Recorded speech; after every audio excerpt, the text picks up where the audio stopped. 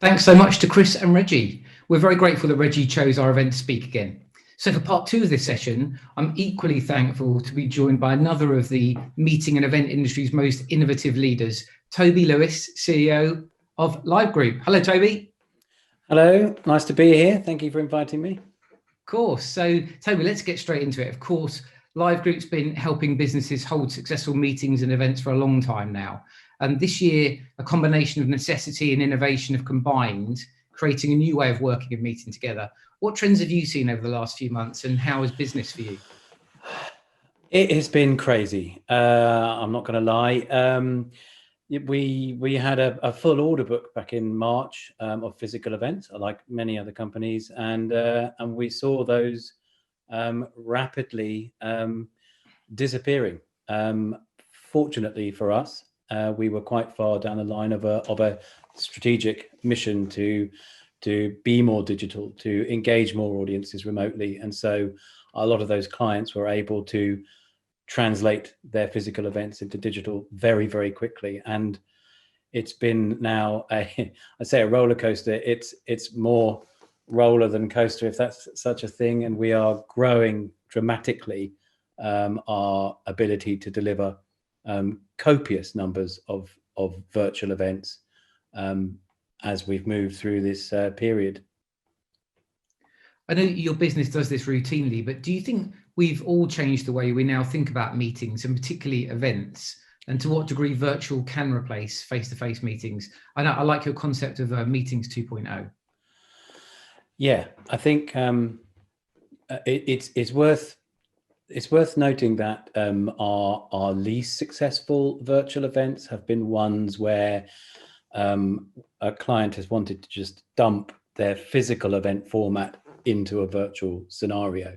That doesn't work. And I think this is where we're learning far more about audience types and the way they like to behave and the way they like to learn, which is all about our strategy in the first place, is understanding differences in audience types. It's clear from us now, because we ask our clients at the end of every virtual event we do to ask the question in more words than one, is if we are allowed to meet again next year, would you like to continue meeting virtually? And about between 60 and 65% people say yes. And that's a huge tell in the way that not only clients and communicators have to change the way they're thinking, but also it supports what I was thinking before, where about a third of people really enjoy going to events. In retrospect, about a third of people dislike going to events. And then you've got this group of people in the middle that can be swayed either way. And I think that is the skill moving forwards, to engage all three types in the ways that they want to be engaged with. That's the trick. I think that segmentation is really interesting. We'll come back to that in just a moment. But I wonder, do you think we've changed the way we consume content at events like this? Because virtual platforms have those positives in that they can allow a more extended engagement, can't they? Yeah, yes. And what we've seen, we don't even know, I was discussing this yesterday, I don't even know if the term event is applicable anymore, because our events start when we open up our virtual platform, which could be a month or two prior to the kind of the peak of live activity, which is what we're doing now. And then our event doesn't really finish until a month or two afterwards, where there is content to engage with. There's still a dialogue with the delegates and exhibitions and sponsorship people. So the event itself, rather than a 2-day of peak activity, is now maybe 3 or 4 months worth of activity. So online platforms can help very much with that.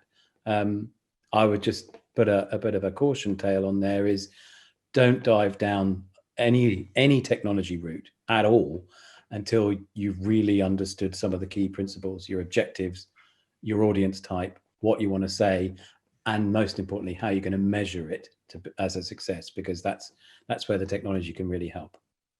Right. And of course, for so many of us, trade shows and live events, they become an important part of the way we do business and the way we network. Do you think we're starting to see a change in the way we do business as a result of this shift? Absolutely. We have quite a nice sponsor and exhibition zone on our hub with the live group, and I was kind of taken aback at first about how bad the people, certainly the exhibition people were at taking what effectively was an exhibition stand, or at worst a trestle table with a banner behind it in a coffee zone at a traditional event, and translating their message onto a web page with video content, with the ability to network with delegates over a long period of time, like I mentioned before. And I think there's a big transition, not necessarily for the technology providers, but for the salespeople in those roles, where previously we have created this magical space on an exhibition stand where buyers are actually walking onto the stand and saying, "I'd like to buy that, please." All they're doing is taking an order. That's not sales.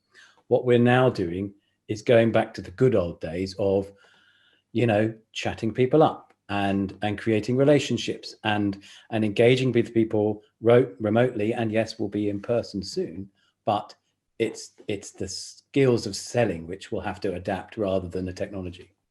I'm a bit disappointed, Tony. I'm absolutely hopeless at chatting people up. I'm going to have to adapt rapidly. So tell me, of course, these large meetings, these conferences, so many of us have applied our trade and commercial roles in these places. How are we going to have to adapt and deploy other skill sets and do business in different ways? What do we need to do? Yeah, I think first is understand what your objective is. I mean, the amount of clients I've spoken to, and I ask the question, we do little mini discovery sessions to try and extrapolate an appropriate brief, is you need to go into this understanding what your core objectives are. A lot of other stuff falls into place after that. I would also know that humans will always meet. They will always want to meet face to face. It's a basic human instinct. So we shouldn't be concerned that this is never going to return. But when it does, those unique interactions, I follow what Reggie says, is they will become really highly valuable. And the small chances you get to meet with small groups of people will become far more valuable in terms of sales, in terms of commerciality, in terms of their ability to understand what you're doing, without the hubbub of 100,000 other people around you. Yeah, Reggie referenced that idea of the golden age, where coming together in person seems like it will be even more valuable than ever. Do you think there's some innovation and disruption opportunity in that area as we look to see being physically together so much more important? Yes. I was mentioning the other day, before we're now the rule of 6 in the UK, where only 6 people can meet up. I was actually seeing the kind of the return of the semi-boozy lunch, which I thought was lovely. And that hasn't been around since the last recession, where people have, not wanted to venture out and maybe not go back to the office in the afternoon. But yes, I'm a romantic, a bit like Reggie. I believe the golden age is returning. I would like destinations to become destinations again. And when we can travel nationally and internationally freely, let's make a destination what it is. I've gone to Barcelona 50 times, and I know very well the inside of the airport. I know the inside of the Fira Centre and a number of the hotels there, but I don't know Barcelona. And I think this really gives the whole industry an opportunity to actually sell the destination. Because if I'm going to leave my house and get on a plane and maybe risk my family, and we haven't even spoken about sustainability, but if I'm going to use my carbon footprint, I want to go and visit somewhere. So let's bring back the destination of why we actually go places. I think a lot of our delegates are going to be very pleased to hear that the boozy lunch might be on the way back in. That's we're going back to the 80s with some of this stuff. But I think you're right. If we're going to meet together, we may as well make it special, experiential, something that really leaves a mark. Yes. I mean, I think where virtual the kind of the virtual elements of events can really push that forward is if it is just content push. Let's not shroud an event in keynote speakers and countless panels, only allowing the delegates to nip out into the conference zone for a quick coffee and then rush back into another breakout. A lot of that stuff that I was mentioning can be done pre-event, can be done remotely over a longer period of time. So when people actually come to the event, if they wish to come, and of course not all the delegates will want to, but the ones that do, then you're not trying to make up an excuse to go for a beer or go to a destination or do something other than sitting in a darkened room watching a guy on stage. No one's going to travel a long distance for that anymore, and that's what I believe. And it's interesting for us at ITM, of course, because we put on a calendar of similar repeating dates of events, and it makes you think all over again the purpose of engagement, what you're trying to get to. And I know this is where your company is so clever at getting to the real meaning of why you brought those people together in the first place and what success looks like at the end. Yeah, it's essential. It's essential because if you don't do it, then the delegates are just, if they really do turn up, they're going to wonder why they're there and why they're not being able to watch remotely. I honestly have quite a positive view on what the future of events will be, and that is only applicable if people embrace the technology. God, I had so many client briefs in the past where not only was it kind of about the same old, but it was actually the exact same brief from the year before, and so I was really concerned that not only was the whole industry not just staying still while other industries grew, it was actually going backwards a year each time. And that just can't happen anymore. There's no copy and paste jobs at the moment. And I hope that there won't be in the future. It's really getting down to the core objectives of your event, why you're doing it, and then providing experience for all different types of delegates to attend in their own way. And it's a really interesting takeaway for our delegates. So let's never have a meeting just because it's what we do. Let's actually have a specific and unique purpose for it. Absolutely. So, fingers crossed.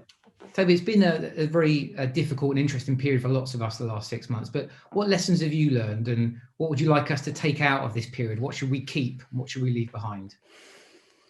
It has been a monumental shove to the whole industry and any of its partners in terms of transport and accommodation and destinations, as well as agencies alike. And it's been unpleasant, but it's been, I believe, a shove right in the right direction. If it wasn't this, it would have been sustainability. It would have been environmental factors. They are awful for the environment. Events are not great for the environment. Transport and accommodation, huge temporary structures. That was the next. We were in the firing line for that next, but also accessibility. You now have people who are far greater numbers accessing your content, and people who would never have ventured out of their homes and wouldn't have actually want to make the big travel. So embrace these large numbers of people that could now become engaged with your content and deal with them in a new and exciting ways. Something I'd like people to take away is it ain't cheap. Doing virtual events isn't cheap. Some can be if it's just a one-way thing, but if you really want to take what's great about meeting in person and somehow emulate that online, it is not cheap. And everything from the production to the pre-speaker engagement to the technical checks like we did for this event, it's hard work. So let's not think it's easy, because it's not. And I know we've talked before about the hybrid being perhaps the most expensive form of all, because you've got the costs that come with in-person and the costs that come with virtual. Yes, I mean, our hybrid, I think it will be the first thing that comes back. In-country events which are being linked up remotely, that's going to be exciting. But also people who want to meet with other people maybe in their office. I think the most interesting thing that I'm planning for at the moment is that when people leave their computers and venture out to the events, they're the ones that are going to be left behind with the technology, because they're not sitting now in front of a computer. So there's a danger, unless unless you can seamlessly emulate everything on mobile devices for those people and on computers for the people who want to stay at home. Unless you can seamlessly engage, there's a possibility that the people that go to the event are going to miss out rather than the people that don't go to the event. So that's the really interesting thing. And I'm trying to homogenize a lot of our technology so it doesn't matter who you are, how you want to engage, when you want to engage with it, or where you are, you all get the same experience and the same excellent experience. Toby, you alluded at the start about segmentation of the audience, the fact that you had noticed in recent years, actually, that some delegates prefer to consume the content in a virtual platform. We've got a question from the floor, and I think it talks to that a little bit. I fear participation for the audience is being overlooked far too often. How do you keep the attendees positively disrupted so they're participating and engaged throughout multiple sessions? That's really hard to pull off. Yeah. I mean, we've all been to live events where we've experienced Slido tiredness, or some person keeps on asking us to vote on something, keeps on another word cloud, and you're getting your phone out going, oh my God, how many times do I have to do this? There is a very thin line between overdoing it and kind of not doing it enough. I think a lot of the events that we're doing, we have to ensure people are watching for CPD points, which is an interesting one at the moment. So we're working on questions going throughout a process. Those delegates don't seem to mind because they need to prove that they're watching the stuff and are engaged with it. But it's a very interesting question. And again, I think the engagement needs to start way, way before the event actually happens. Because then it's a build-up. It's allowing the audience to participate in the way that they want to, potentially engaging with content and then steering the content as to where they want it to go while they watch it on the live day, and then post-event. So I think if you manage to spread the engagement across what now is called the event, I think you're on a winner. It sounds like your personal experience of the last 6 months is different to a lot of people. You've been busier than ever. You haven't fallen into the cliches like me of a lockdown puppy and going fitness mad or anything like that. But what's it been like for you, and what's next for Live Group? We've almost doubled in size. We're bursting out our offices. I don't like, it's certainly not. It's not the kind of thing to be bragging about in this moment in time.